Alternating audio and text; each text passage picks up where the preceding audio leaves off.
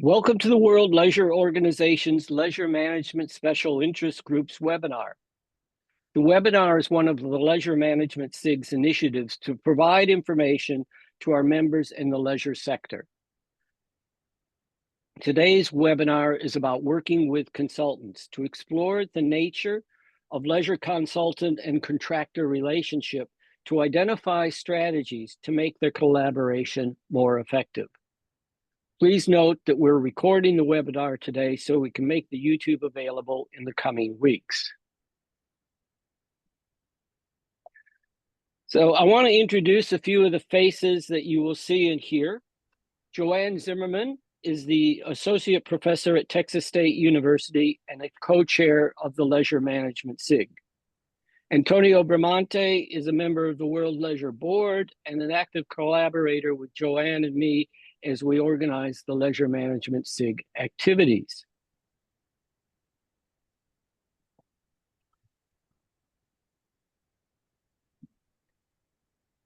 And I just lost my place on my screen, so bear with me. Isabel Verde is the Secretariat support person. She does a great job of making sure everything technical works, and we've got a new technical option that we'll be trying with you today. Our special guests today are Reggie Davidson and Wendy Holland, and I'll provide a proper introduction in a minute. I'm John Tower, co-chair of the Leisure Management SIG and an honorary fellow at Victoria University in Melbourne. Before we get started, it is a custom in Australia to pay respect to the traditional owners of the land. I respectfully acknowledge the traditional owners of this land. I am on Wurundjeri land in the Kulin Nation. I value the culture, relationships to country, kinship connections, and journeys of the first peoples of this land. I pay respect to the traditional elders, past, present, and emerging. Always was, always will be Aboriginal land. I also pay respect to the traditional owners of the lands where you may be. We have a chat function for anyone in the session to share comments or questions. Please use the chat to provide a quick introduction so everyone knows who's participating in the webinar. I'm pleased to note that we have over 50 registrations for the webinar from more than 12 countries in 6 continents for today's session. I also recognize that many Leisure Management SIG members are in time zones that hinder their attendance, but they will view the video of the webinar at some other time. We're also trying, as I said, something new for the SIG today, or for the webinar today, that enables Zoom to provide live captions in community languages. I've asked Isabel from the World Leisure Secretariat to explain what you need to do. Isabel, over to you. Thank you, John. I'm gonna share a very simple presentation just to guide you on how to activate this Zoom function. You can see my screen. Okay, yeah. So basically, you need to go to this bar that is shown at the bottom of your screen, and you go here to the right to show captions. In case you are not seeing this option, you need to click on more, and it will appear there. Wait a second. Okay, so once you click on show captions, it's very easy. You just have to choose the language in which you want the caption to be displayed. And there is a, there is a drop-down menu with all the languages available. If you have any question or it doesn't work for you, just let me know in the chat and I will try to solve it. Thank you.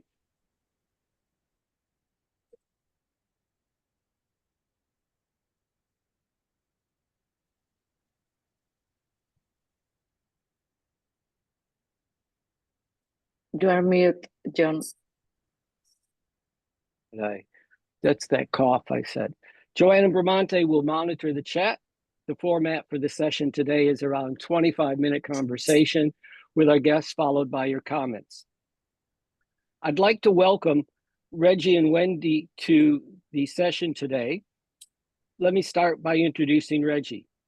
Reggie is an experienced professional with over 25 years of working in business, local government, and community organizations to implement change management, develop marketing strategies and plans, and organizing programs and activities to meet the needs of individuals from diverse backgrounds and cultures.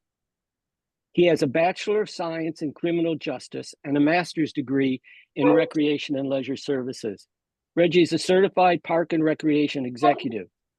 He is currently the Superintendent of Recreation for Wichita, Kansas Parks and Recreation. Reggie has told me that when he is not working, he enjoys family time and travel, particularly being able to drive to destinations to enjoy local experiences. Our second guest is Wendy Holland. Wendy has formal qualifications in recreation and community engagement and 38 years experience working in the leisure sector.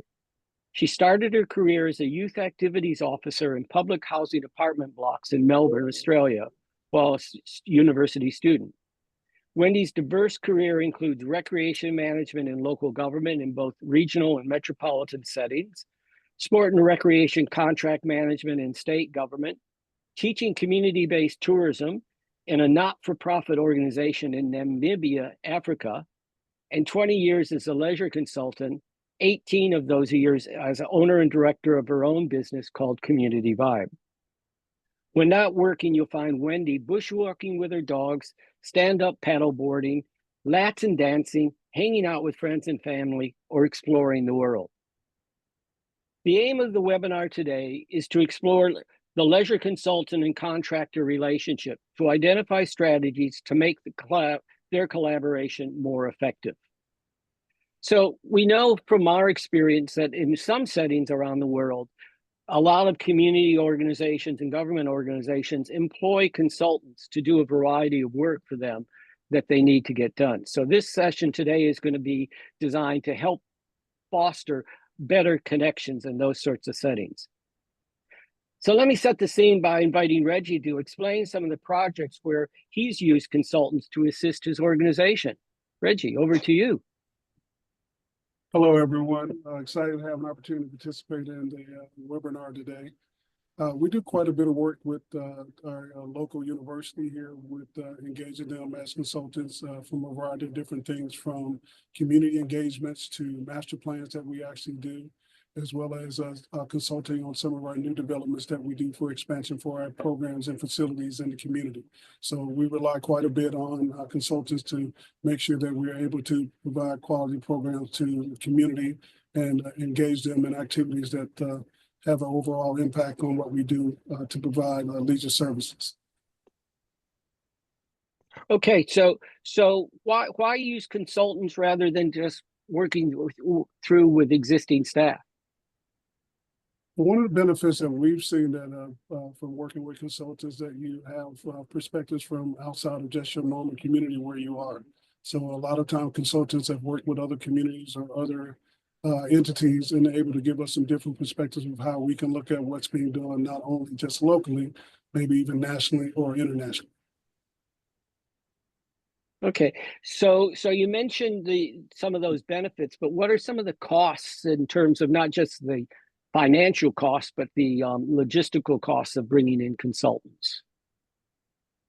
I think it's kind of twofold that we actually have opportunity there. There's, of course, some financial cost that goes along with it, but I think the benefits in the long run outweigh what we actually have with the financial cost and with that's the wealth of knowledge and perspective that we get from some of those individuals who've had a broader outreach and working with other communities.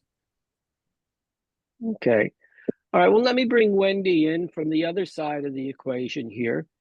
Your career has included a range of experiences, and I'll catch up with you another time about tourism in Namibia.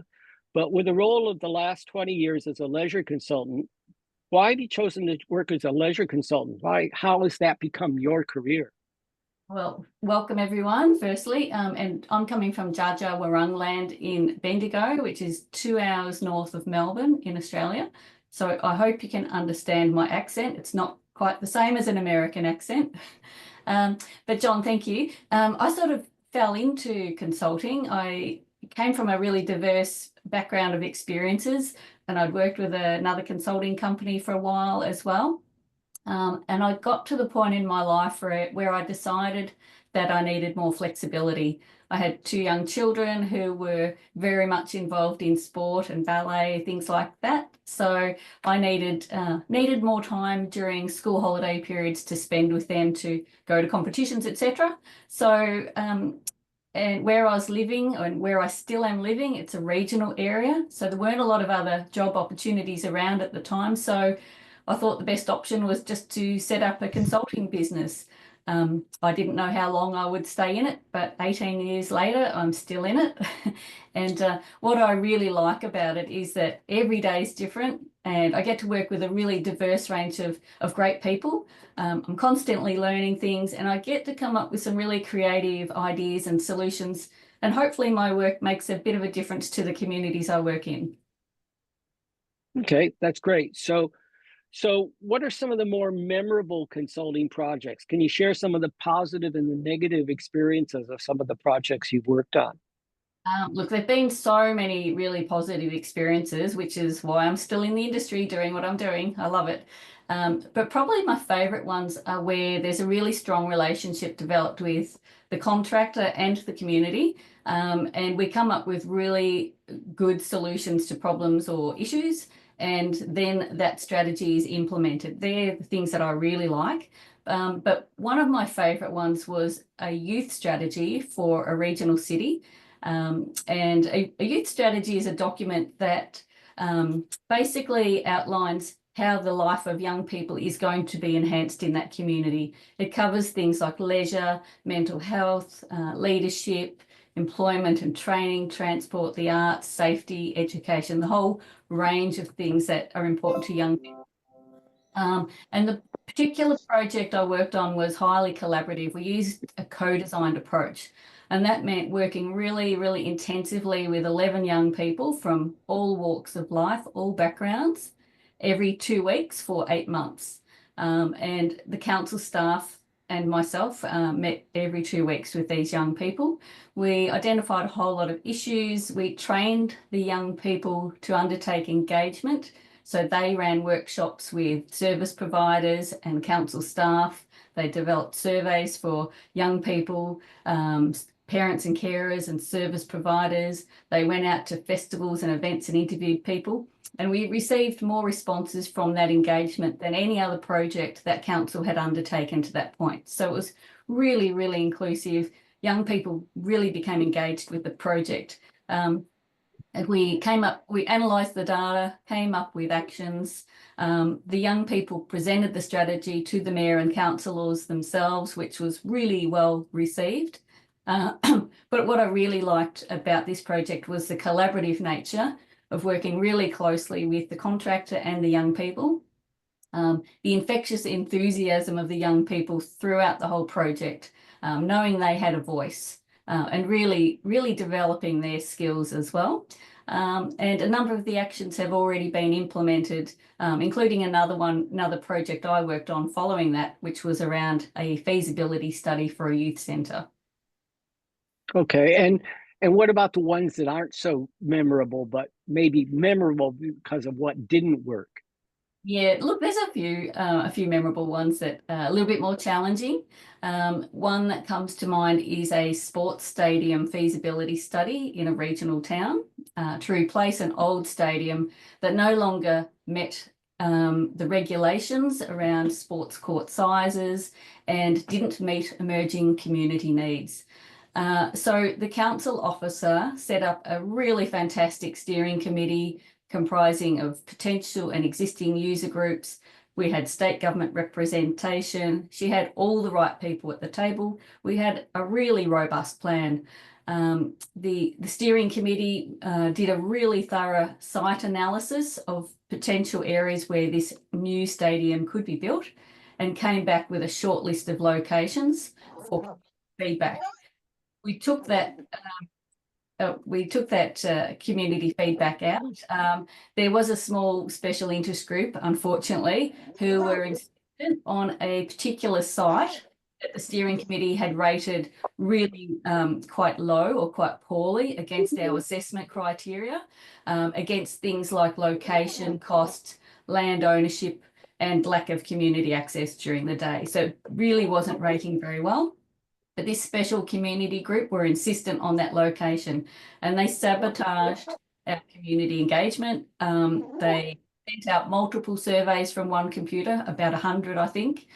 They sent people to our drop-in sessions to stop us speaking to other people who were turning up, wrote letters of complaint to council saying the process was biased, etc., etc.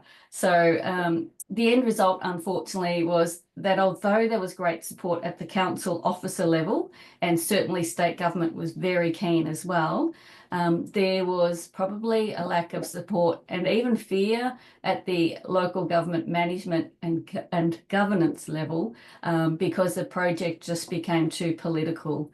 So unfortunately, it wasn't a very satisfying project to work on. And the town still has very substandard indoor sports facilities. So disappointing.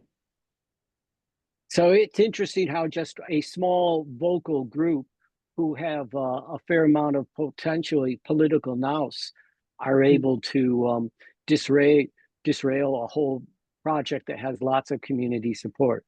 Oh well, they and that place is still suffering from it. So let me come back to you, Reggie, in terms of how you know, we want to talk about how to work with consultants. What are some of the things about maintaining a positive relationship from your point of view? I think the key thing for us is having great communication, having a clear path of what those project deliverables are, and then building those relationships where you trust them to actually carry out what you asked them to deliver, and continue to just be involved throughout the process to be able to give feedback to make sure that we're capturing what we want to capture for the end result. And part of that is just having they become an extension of what your agency or your organization is, because they're carrying out part of what your mission or where you want to go long term, and being able to build those relationships where there's trusting and that you value what they bring to the table is important to make sure that you get the results that you want. Okay, I want to follow up on you get the results that you want. Now, I'm aware of a large organization many years ago that had to bring in 3 different sets of consultants before they got the results that they wanted. And that was because the consultants, the first 2, kept telling them things that they didn't agree with, but was based on the evidence. How do you deal with it? What happens, Reggie, when your consultant comes in with something that was unexpected and you don't necessarily want to hear or want to have to deal with? And I think that's part of the process. If you're putting it out and the true purpose is being able to have some community engagement and get those constituents that you're serving to be able to see what they want to offer, sometimes you have to pivot from what you originally thought. And that's part of what you collect from working with the consultant, that you truly want to make sure that you're providing a service that the community wants to have. And I think sometimes with being there involved in the day-to-day operations, you may have a kind of end result in mind. But once you're working with a consultant that's able to gather that information and get additional perspectives, you have to pivot sometime to make sure that you're delivering exactly what's needed for the community. Okay, and I like that concept of pivot. Wendy, have you ever had any projects where your client knew that they had an expectation that, you were going to provide X, Y, or Z for them, and as you started collecting the evidence and the project evolved, that you uncovered things that they didn't expect, that they weren't very happy to find out, or that they, besides the project you mentioned earlier, does that ever happen with you? Look, rarely it happens, John. Yeah, but sometimes, I mean, as a consultant, you want to be as transparent as possible. You want to go in with integrity, and if you do find things that are unexpected, I think it's really important to discuss those straight away. And sometimes the contractor may not be happy with what they hear, but then you have to look again and think, have I missed something as well? You need to both go back and say, why has this information come up? Why did we not expect to see this? Where did we miss that in our project planning? So you really trying to do that risk management planning right at the beginning to identify potential risks like that. Okay, and of course things do come out. I mean, I'll get either of you to comment. I've done a bit of consulting along the way, and one of the things that I found is preparing draft reports, having that open communication, And maybe I'll ask you, Reggie, what do you do if your client, if the council doesn't respond? Like, here's a draft report, and 3 weeks later, they still haven't told you. Or the worst case scenario, one of them told me, oh, there's not very many pictures. I just wonder, how do we, if you're working as a consultant, how do you maintain that connection with your client and get them to be more responsive when they're sort of caught up with all the other day-to-day things they have to do? I know for me, we're working with consultants. I think the big thing is that don't deliver the project and then walk away. So I think there has to be some touch points throughout the entire time frame so that you have an idea of where things are going and what are some of the things that are potential risk. Or so there's not any of those surprise moments at the end where you get something that may be completely different from what you anticipated up front. And again, that goes along with the relationship and communications, so that way you keep people engaged through the entire process so you don't have a lack of communication. Okay. Well, that gets me, I guess, to the main focus for today's session. So I'm going to go back to the screen share and ask you guys to share some of your strategies for maximizing the effectiveness of the relationship. So it's interesting, just to preface this slide and for your comments, Reggie and Wendy, when we asked each of you to come up with a list of what are the strategies that you would use, there was a lot of overlap. So we thought, well, we'll just do a tag team of this one slide. And so let's start with you. What can you tell us about, the need for good project planning? Reggie? I think that's essential from our standpoint, that one of the things that we try to make sure that we do, that we get feedback from not only our electeds that they be involved in the process, but also engage some of the constituents that we're looking at. So we have something that we can truly put out for our consultants to evaluate and come up with the plan of how we move forward. So I think the kind of pre-preparation for what we want to have from a good project is planning to make sure that we engage people in the process. Okay, and Wendy, what from a consultant point of view constitutes good project planning? It actually starts with the contractor, I think. It is so dependent on having a really good project brief. The project brief should outline the aims and objectives of the project, the expectations, as Reggie has spoken about a lot, the proposed outcomes, the timelines, the management, the resources available, and the governance of that particular project. And having a good project brief then enables everyone to have a clear understanding of what needs to be achieved. It's also important, I think, for the contractor to be project ready. I've had a lot of projects where I've had to do community engagement, but there's no database. So I've had to spend a day or two developing a database of contacts. So being project ready and having the right project team, the right people around the table is so important. And from a consultant perspective, good project planning is responding to that brief in a lot of detail so that the contractor can see that the consultant understands what the project is trying to deliver and sets out a really clear pathway about how that project will be delivered, the time, the number of hours, the resources, the experience of the people working on the project team. So it's that having a great brief and responding to the brief, having all the right people around the table, and everyone being project ready. Okay, so you both have talked a bit about the importance of communication. Can you just share a couple of comments? What is clear communication? What do you have to do to make sure that works? Let's start with you, Reggie.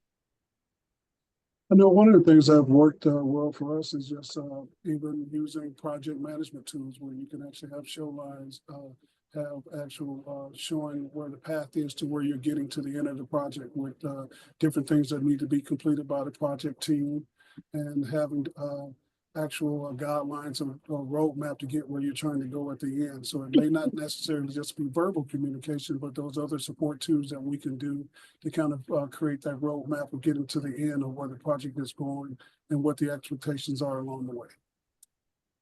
And Wendy, anything to add from your perspective? For me, it's about having a fantastic inception meeting right at the beginning of the project where the brief has been prepared, the consultant has responded to the brief, but get in the room together at that very first inception meeting and really discuss it verbally. Do we understand what we're trying to deliver? What sort of report do you want at the end, John? Do you need pictures in it? So really talk through exactly what is required. So having regular meetings throughout the whole project is really important. Documenting any decisions that are made, because that'll help if there is a communication issue. I like to present my project response, my tender or quote at meetings, so we can see how we're progressing through. So using project management software or tools, and discussing issues as they arise as well. So that might be picking up the phone, dropping an email. It doesn't have to all be formally within the structure of project meetings. So I think that informal communication on a regular basis is really important too, that working as a team. Okay, so you mentioned working as a team. What are some of the other elements, Wendy, about that collaboration or that teamwork? Look, it's so critical, I think, for a project with a contractor and a consultant. As a consultant, I rely on the contractor's systems and tools. For example, if I'm doing community engagement as part of a leisure strategy, I really want to be able to use council's website and their social media. So it's using their tools, but it's also using the local knowledge. If Reggie and I were doing a project together, which unfortunately we haven't, but if we were, I would come in and ask Reggie a lot of questions about the local situation, because me as a consultant coming from Australia, I don't know how a particular park is used or a playground is used or a sports ground is used. Reggie has that local knowledge. So and then I bring in ideas that I've seen elsewhere, or just knowledge from working as a consultant. So together, you bring in the local knowledge, the local systems, the consultant knowledge, and that teamwork creates a really good project and really good outcomes generally. Anything to add to that, Reggie? I think that's vital, is that the organizations themselves will know the local communities there and what are the best channels to get information out, to get the most feedback, so they have some data to work with to be able to make some good informed decisions. And I think leveraging that relationship with local contacts, and then looking at ways that we can be creative to get it out so that we can get the most engagements that we can to be able to make some informed decisions on how we move forward. Okay, so let's move on to that next one. Defined expectations, and you've talked about the brief and how important that is, and good planning and all of those things. Have you ever had circumstances, Reggie, where the expectations of the project have changed as the project's evolved, and you've had to redefine what the project needs to do? I have, and I think one of the biggest things that has kind of put some limits on that is setting clear expectations on what budgets are. And once you know what those budgets are and what you can actually produce within those budgets, it gives you options to be able to give different options, so that you can say, this is where our funds go for this option, and so forth, with other ones that we can consider, so that we don't end up with a project at the end that we can't fund, and then we set community expectations and we're not able to deliver. Okay, and Wendy, how much does the budget of the project define your expectations? Oh, it really does, John. So many times I would love to do a really extensive, maybe it's audits, community engagement, but you are limited by the budget. So you can only do what you can do within that budget. It's sometimes you wish there were more resources. It's very rare that there's too many resources in a project. So you do. So then you have to make choices about what you include and what you don't include. I was writing some doing some quotes yesterday, and there were components I would love to have done for a project, which I think would have been given a really good result, but there just wasn't the budget within those projects to do those aspects. So Wendy, do you ever get to the stage where someone puts up a proposal, sends out a brief, and the budget's so small that you realize can't do it and you don't pursue it because there's not adequate resources to do a good job? Yes, I have had that experience, John, and generally I'll just send an email back to the organisation and say, I'd love to have done it, but I don't think I can do it within that resource range. Okay. Right. And we've talked a little bit about flexibility and support, so I'll move on from that. And what do you mean by being accountable? Can either of you share some insights about that one? Reggie? And I think from my perspective, when looking at being accountable, is that what those deliverables are, what those time frames are, that things are going to be delivered for, so that we can make sure that we are having finished product when the time frame that we promised to our constituents. Because when we don't do that, it breaks down a lot of that trust, and that you're going to actually have their best interests in mind as we're looking at our options to be able to deliver a particular product or service to the community. And I think being accountable is making sure that we meet those thresholds. We deliver things that we say we're going to deliver by the time frames that we've given. And I've always tried to overpromise and underpromise and overdeliver. So that way, that if I set timelines that are within the scope that I can do it earlier, I'll give those later time frames so that it seems as though we're producing something quicker than what we actually could have done based on the project plan. Okay. And anything to add to that, Wendy? That's very well said, Reggie. To me, accountable is just doing what you say you're going to do when you're going to do it as well. So yeah. Yeah. Okay. And I think what you've talked about, all those first 6 points there, are really the steps towards building trust. That you know that people are going to deliver on it, and you can count on each other to get things done. I always like the definition of trust is that you can depend on the person you're working with to do things that are in their and your interests. So that's the way you get trust into it. So we won't dwell on that. What makes a project enjoyable? Wendy? What are projects that are enjoyable to me are when you have a really good working relationship with the contractor. You're working genuinely as a team. I really enjoy projects that have good community engagement as well. Your steering committees who are passionate. Other things that make a project enjoyable are coming up with fantastic or creative solutions and ideas to tricky problems. That always makes me excited. Bringing in new ideas and research that perhaps that particular organisation hasn't seen before and really likes. And also what makes it enjoyable is when it's finished and you know it's going to be implemented, not just sit on a shelf and gather dust. Reggie, what's been some of the things that make it enjoyable for you?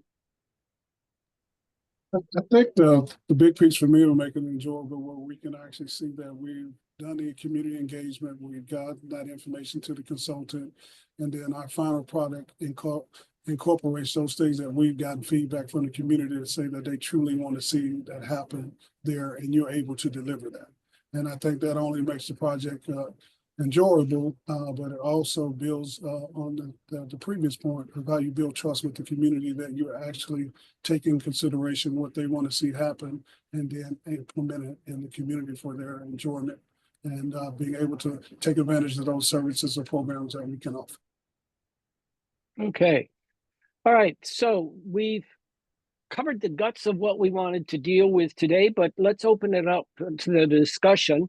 Joanna Bramante, are there any questions in the chat that you can share, or do you have a question that you can get Reggie or Wendy to expand on? And if you do have a question there amongst our participants, please just put a message up or a question up on the chat and we'll get to you that way. Well, I don't see any in there yet, but Wendy, I actually have a question for you. You mentioned that each project that you do is unique, got some special aspect to it. how easy is it to reuse instruments developed for one project with another project? Or is every set of instruments unique as well? Look, I use sometimes a template sort of approach in that I will present the demographic information in a similar way, but the demographics have to be different every time. When you're doing a literature review, that has to be different every time, even if it's a different project for the same council, because you have a different lens on every project. Sometimes the trends, if you're looking at trends, that information can be fairly similar. But the engagement, the tools can be, sometimes use similar tools. Sometimes survey questions will be somewhat similar, but there's always local questions that you need to put in. So every project is different in its own way. So you can't just replicate you can't just change the name of the organisation. It's not possible. And every council likes their, getting back to presentation that John mentioned earlier, every council likes their project presented in a different way too. So I don't have a particular style of presentation. I find out what the client wants and then present it that way, and often use graphic designers to do that. Awesome. Thank you so much. Anybody else? I may have a question, Ramonte? John. Yes, I think it will be for Wendy. Let's consider we may have here in the audience someone who would like to become a consultant in our area. What would be at least 3 major areas or topics that you would suggest for those people interested to master or to learn in order to become a good consultant? Because unfortunately, I don't think we have, at least in Brazil, we do not have a college to become a consultant, especially in our area. So do you have any suggestions how to start besides actual professional experience? Yeah, look, I think, Ramonte, it is about getting a breadth of experience under your belt to begin with. So having a good range of experience, I found it very useful to have worked in local government, to have worked in state government, and to have worked for a not-for-profit organisation or an NGO. So coming from having that diverse range of experience helps you understand the contractors and where they're coming from, what they want. I think it's really good to have had experience in some policy development, some programming, some management of facilities. So try to get as much experience as you can. And I'd suggest going to work for another consulting company as well for a period of time to understand how it's quite different to working in government and for not-for-profits.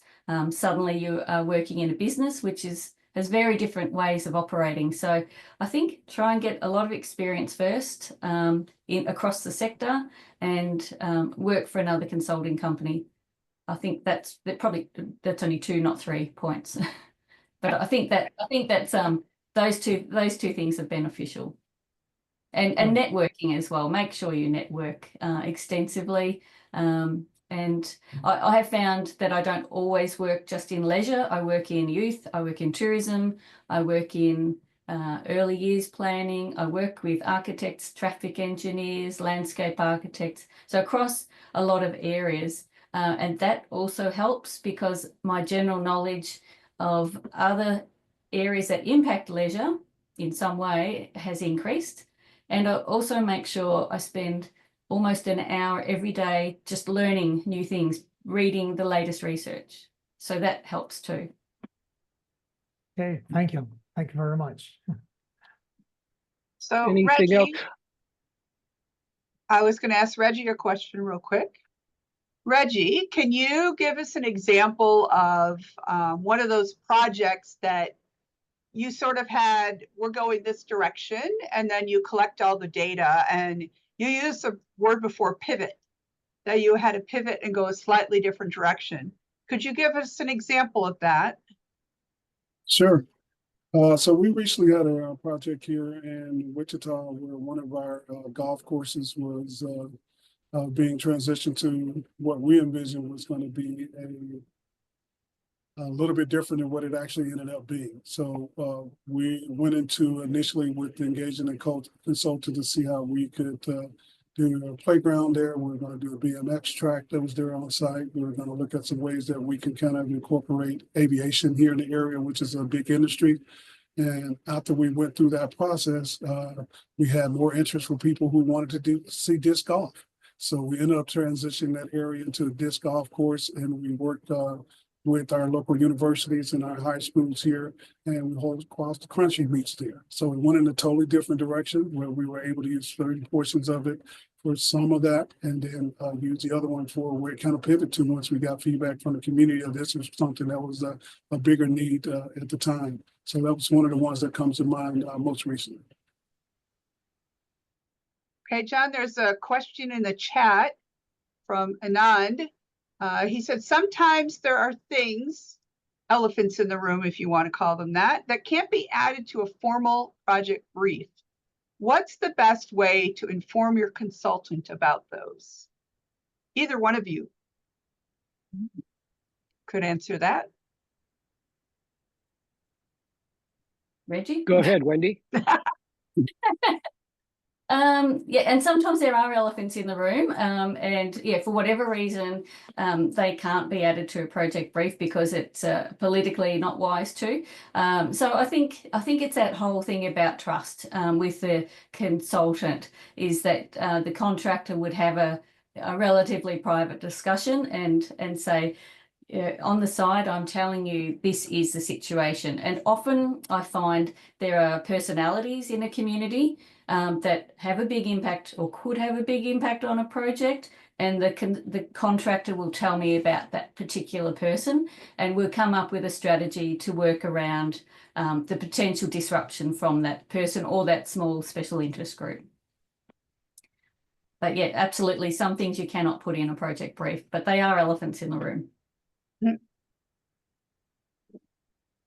We kind of add on to that as well, and I think part of the community engagement and getting out and talking with some of the constituents there who are impacted, you'll find out a lot of things that may not be able to be put into the project plan as well, just through those engagement efforts, and you'll be able to use some of those things to kind of shape and mold where you're going with the project without necessarily including it in the project plan. Okay, and I've got a question that's come to me, so I don't think it's for everyone, but anyway, I'll share it with everybody now. This is from Neil Ames, who says, many consultants come to the project with a preconceived view of what should be the outcome, but the client doesn't want that outcome. How do consultants deal with the best outcome versus the acceptable outcome? So we're talking about what's the best case scenario and what's acceptable.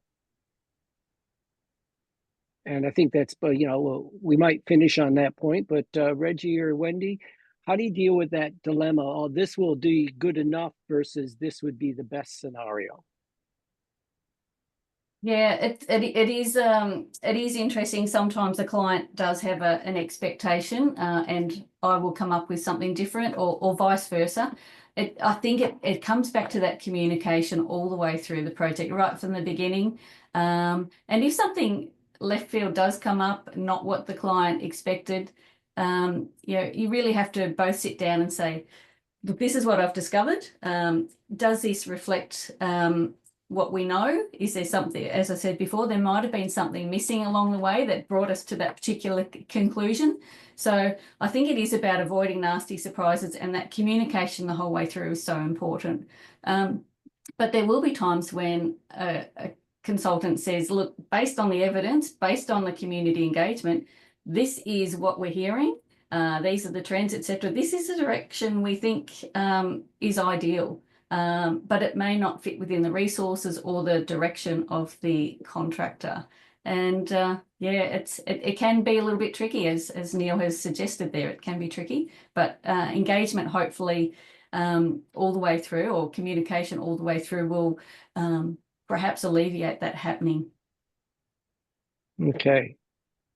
And it gets back to, I think, what Reggie was saying about the need to pivot and to be flexible, and that, you know, and we know we work in an industry that usually doesn't have black and white, yes or no types of responses to community needs.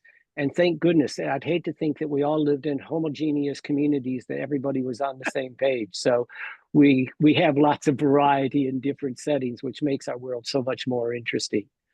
Well, I note that we're closing to the 45-minute timeline, so I would like to thank everyone for joining the webinar today.